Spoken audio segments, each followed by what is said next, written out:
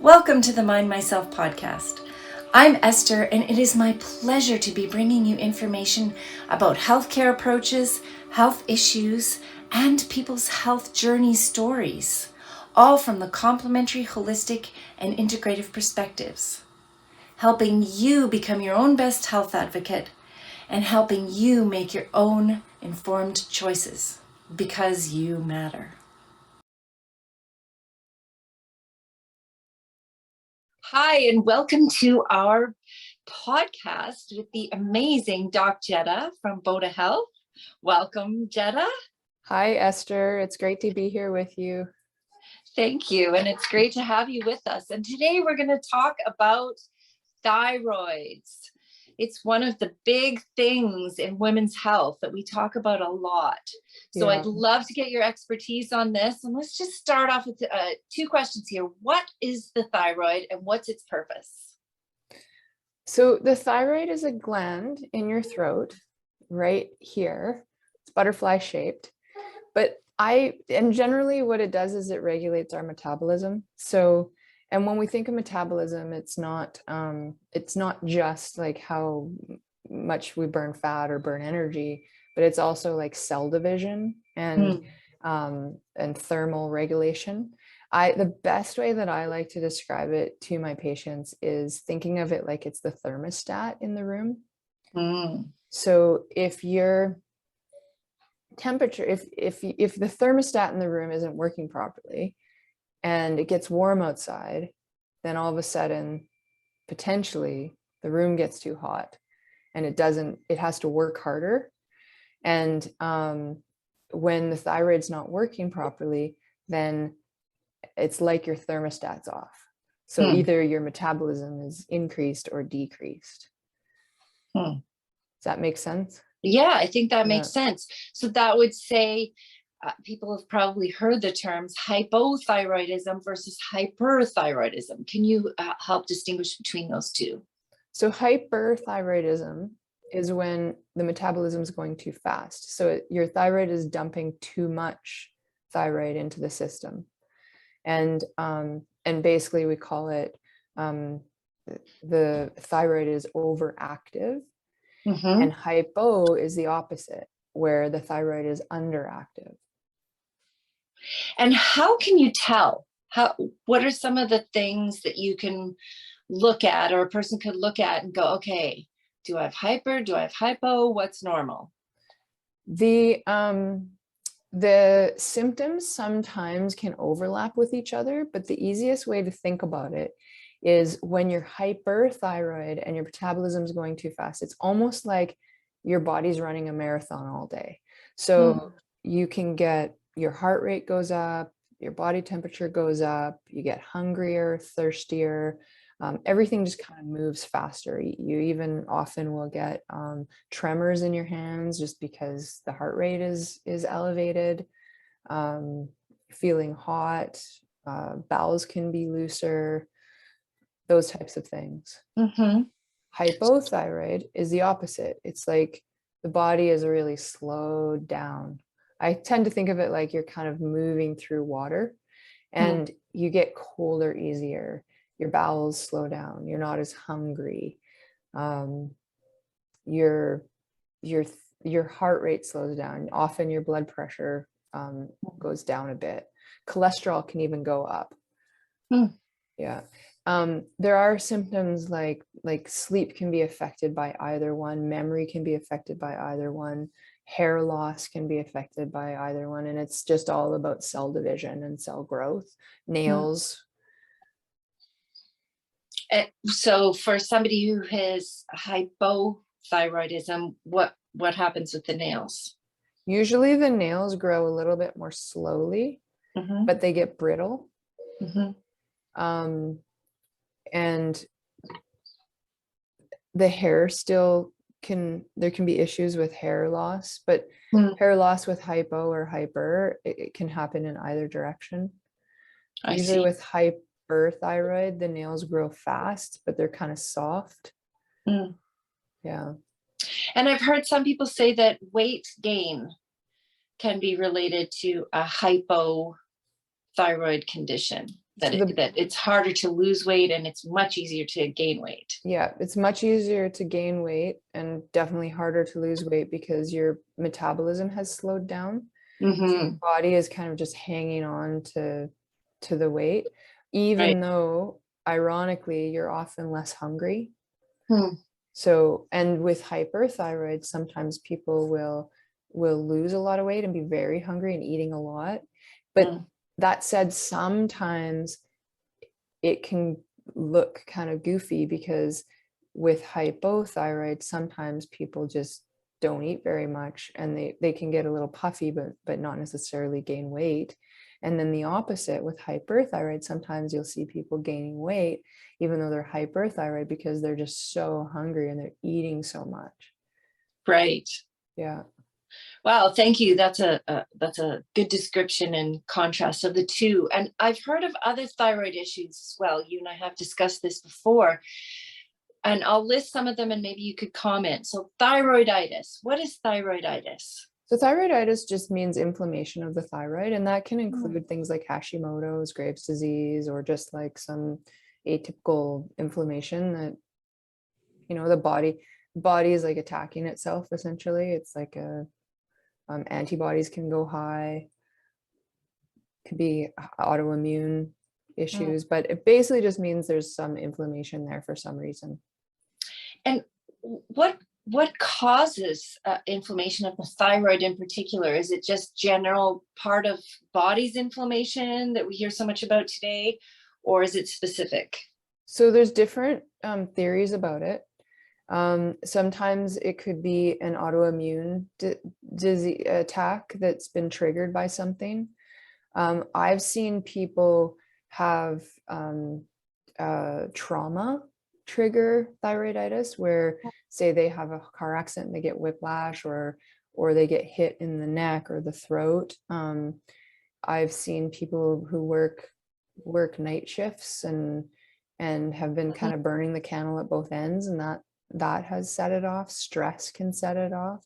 Usually it's like either like a sort of long-term, you know, working shift work, working too hard, not getting enough sleep, not eating as well as you could be, and then stressful events sometimes. But because it is part of the whole endocrine system, there's also issues with the thyroid can occur when other hormones are kind of rebalancing, like around menopause.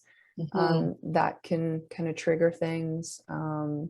Pregnancy can trigger. So if we think about like anything that where hormones change can trigger, even puberty can trigger the thyroid. Yeah.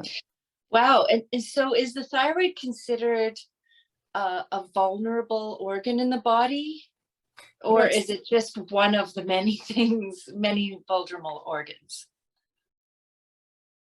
I don't know. I think it is vulnerable, and more in women than in men. But I don't know. That's a good question. I don't know if like we would think of it like it's any more vulnerable than anything else, but at the same time, it is a common problem, and it's in Western medicine, it's commonly ruled out when there are problems with health. Right. Yeah. So maybe, yeah, I think it is vulnerable. Yeah. And you mentioned Graves' disease and Hashimoto's disease. Could you say a bit more about those two and what's the difference between them and thyroiditis? So Graves' disease is an autoimmune disease that causes hyperthyroidism. And Hashimoto's generally, it's also an autoimmune disease that generally causes, over time, hypothyroidism. But it can be a little goofy because sometimes it can cause what's called thyroid dumping. So it can look like you're hyper, and then all of a sudden you're hypo, but then you're hyper, and it's can be a little bit confusing. but essentially over time, it generally burns the thyroid out and causes hypothyroidism.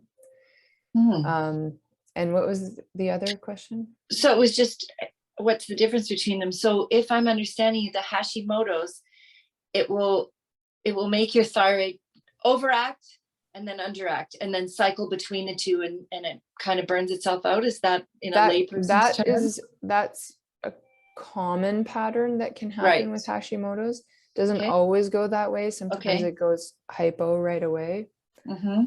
But commonly there'll be times of hyper that occur. And also sometimes the thyroid dumping is from die-off because it's attacking your thyroid. So then the thyroid tissue dies, but it still dumps out the T3 into the bloodstream. Okay. And what are the causes of, say, Graves or Hashimoto's? Are they a similar cause or different? I would say the same as what we just discussed, that we don't, and sometimes there can be familial and genetic factors involved where, grandmother, mother, aunts, things like that can be, and, like whether it's genetic and why, but then you kind of go, well, why are the genes expressing themselves now? Why aren't they expressing themselves in another sibling, So, but just the things we discussed, hormone changes, trauma, stress. Right. Yeah. Okay. And sometimes people have talked about goiters relating to thyroid. Yeah. Can you explain what a goiter is?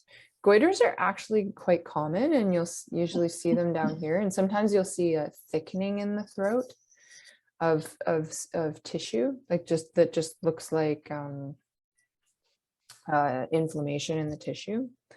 But basically what happens is the thyroid starts to grow and expand in response to being attacked by its own body. Sometimes it grows because it thinks it needs to produce more thyroid. So a lot of times with, you can get a goiter in Graves or in Hashimoto's. And then some people will get thyroid nodules, but they won't really have any symptoms, but you can still see like nodules or feel them. Yeah. So you can feel them externally, but they're growing internally with the expansion of the thyroid? Sometimes, they can grow in any direction, the nodules, but usually when you get a goiter, it kind of comes out the front, and it can be one side or the other or both. And it can be, it can be really large, or it could be just kind of small. And it's just the thyroid gland, is growing, it's expanding itself. Right. And then some people have talked about thyroid cancer. Can you comment on that? That'd probably be the extreme form of thyroid illness. Yeah. So then there's the thyroid tissue has become cancerous, and often it will grow as well. And thyroid cancer is I don't know if I can say that it's common, but it does happen, but it's actually one of the safer kinds of cancers. And if it's caught right away, sometimes it can spread, but if you catch it right away, it's actually quite treatable. Okay. Yeah. And I think the last one we'll talk about before we break from this and then go into our next segment about what to do about all of this. Some people link insomnia with a thyroid. Can you make a comment about that? Yeah. So some people, when they have hyperthyroid and their body is like resonating really high and their heart rate is high and they're hot, and it's like all the little cells are moving really quickly and it's hard to sleep. So like I said before, when you're hyperthyroid, it's almost like you're running a marathon all day. And when your body thinks it's running a marathon, or is acting on the inside like it's running a marathon, it's not easy to settle down and sleep. And with hypothyroid, the body, like I said, it's kind of like you're walking through sand or walking through water, and all day you're just tired and fatigued. But then when you go to sleep, your body just is kind of still in that same state, and it's hard for it to kind of go into a sleep state. It's sort of almost been like a little sleepy all day long. Some people actually get more sleepy and are able to sleep more when their thyroid is off. So they sleep many hours but never feel rested. Yeah. Interesting. Wow, that ends a great first introduction to the thyroid and some of the issues that happen. Yeah. And we'll end here for this moment. And if you want to find out what to do about some of these things, join us for part 2 of our thyroid podcast. Thank you for being here, Dr. Jetta. Thanks, Esther. Thank you for being with us at the Mind Myself podcast today. We know that time is precious and you've spent some of your valuable time with us. We're grateful. If you would like to reach out to our guests directly, the information is below. And if you would like more from Mind Myself, that information is also below. Please visit our website and check out all the information about the different complementary, holistic, and integrative healthcare approaches, information about health issues, more podcasts, tons of blogs, and we even have a community page for you where you could reach out and tell your story safely, or you could ask questions and perhaps somebody else in the world is going through something similar to you. In any case, we're so glad you're with us, and we're doing this because you matter.